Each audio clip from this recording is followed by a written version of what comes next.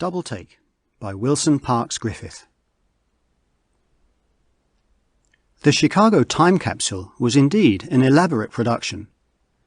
The greatest of American acting, writing and electronics went into Its Story of Man, 1960, for future historians. And, centuries later, it was dutifully recovered. Only...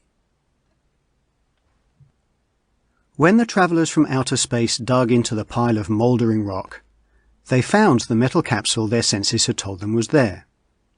Battered and corroded though it was, the shadow vibrations showed that it had once been smooth and shiny.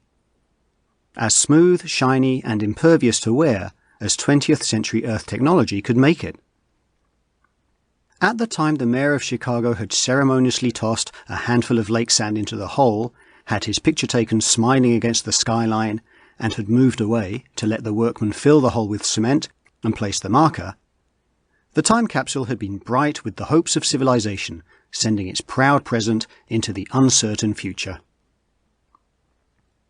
Time passed. The tiny radio transmitter in the capsule began throwing out its wide signal at the exact instant planned for it many centuries before. No one heard. Eventually, the tiny, powerful batteries gave out. The signal died. Time passed.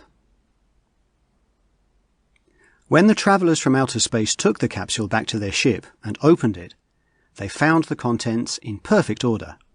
Even the reel of magnetic tape had not succumbed to the centuries. In due course, the travellers examined the tape, divined its purpose, and constructed a machine that would play back the recording. Out of 1 million evolutionary possibilities in the universe of planets, the chances of two intelligent races being even roughly similar are astronomically remote. A being develops sense organs for no other reason than to make it aware of its environment. The simplest primitive being's awareness for its environment centers around food, its means of survival. It develops organs and appendages that will enable it to ferret out, obtain and ingest its food. As the food differs, so then does the eater. The travellers had no ears or eyes as such. They had other organs for other purposes, but the net result was that they saw and heard quite as well, even better than Earthmen. Perhaps that explains why the travellers gleaned so much more from the tape recording in the 20th century capsule than its originators had planned or intended. Not just any radio show could be placed in the time capsule. What picture of contemporary 1960 mankind would the men of the future derive from a soap opera, a news analysis, or top comedy show?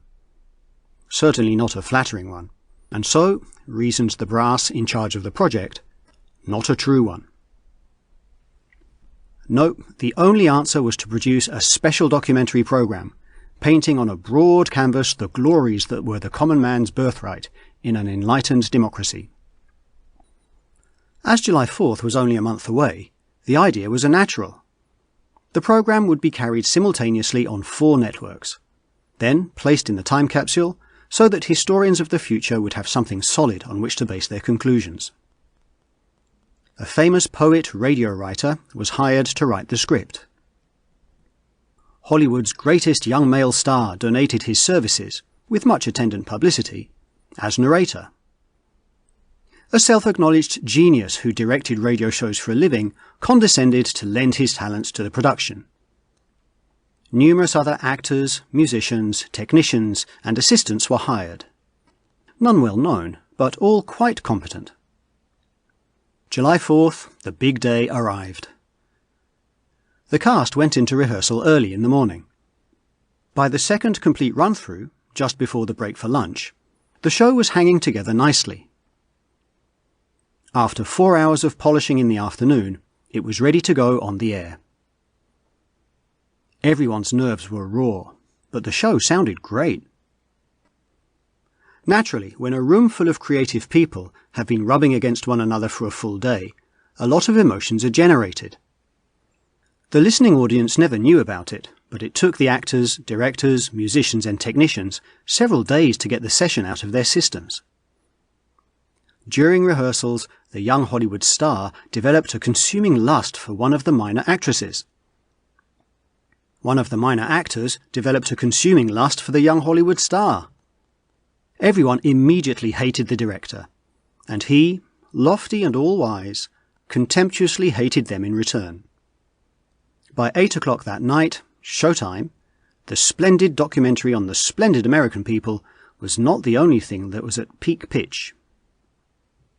It was the only thing, however, that the radio audience heard. It was magnificent.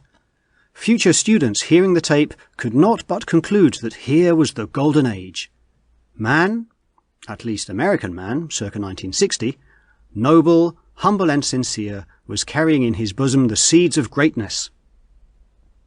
Difficulties still existed, of course, but they were not insurmountable.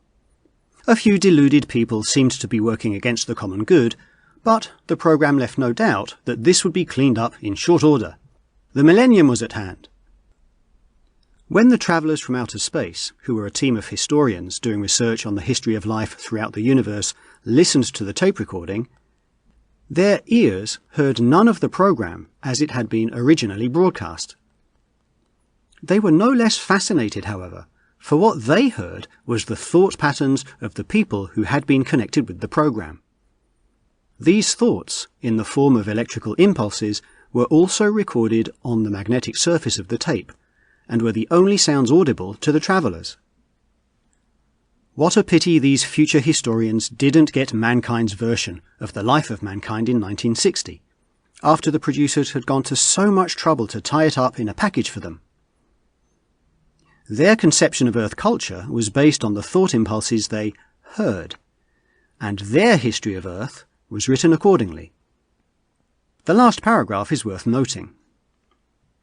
In the main, it is quite fortunate for life in the universe that these primitive people destroyed themselves before they learned how to leave their planet. Lustful, murderous, and guilt-ridden, they are perhaps the worst examples of intelligent life that we have ever discovered. And yet, paradox supreme, they had one quality that we ourselves would do well to emulate. That quality we can only surmise, for nothing on the recording spoke of it, yet it is obvious, for if they hadn't had this quality, there would have been no recording left for us at all. How strange that these tortured people should practice an unparalleled example of life's highest achievement, complete honesty with themselves and others. End of Double Take by Wilson Parks Griffith.